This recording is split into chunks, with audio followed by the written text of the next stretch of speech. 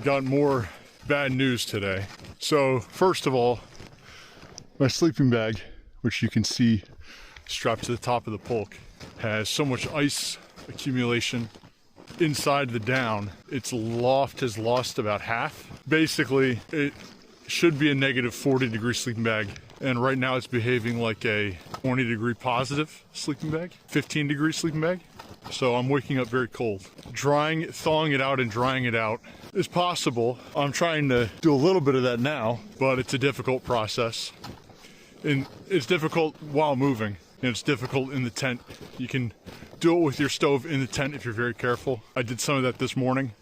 And then the second piece of bad news is that starting tomorrow evening, starting Wednesday night through to Friday morning, we're supposed to get 4 to 8 inches of snow and rain, which will turn everything wet and slushy.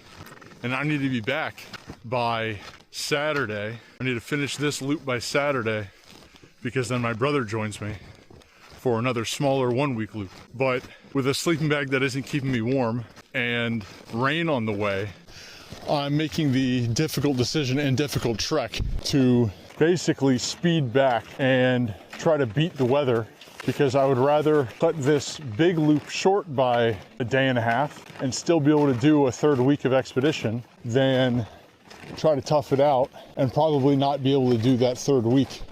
Especially since that 3rd week is meant to be with my brother, which sounds like a lot of fun. It's funny, I skied this way just a few days ago, and there is absolutely no trace of my path anywhere. Is that sundog showing up for you? Back to the grind. This is normally about when I would start setting up camp. It's getting pretty dark, and I'm still gonna go another 1.8 miles. So here's my tent pitch for the night here on this frozen lake, but there's 0 wind again. No wind at all, which means that if I sleep in here, the frost is going to accumulate just like the previous nights. I mean, there's no wind. You can see nothing. So I'm not going to sleep in the tent. Tonight, I'm sleeping outside.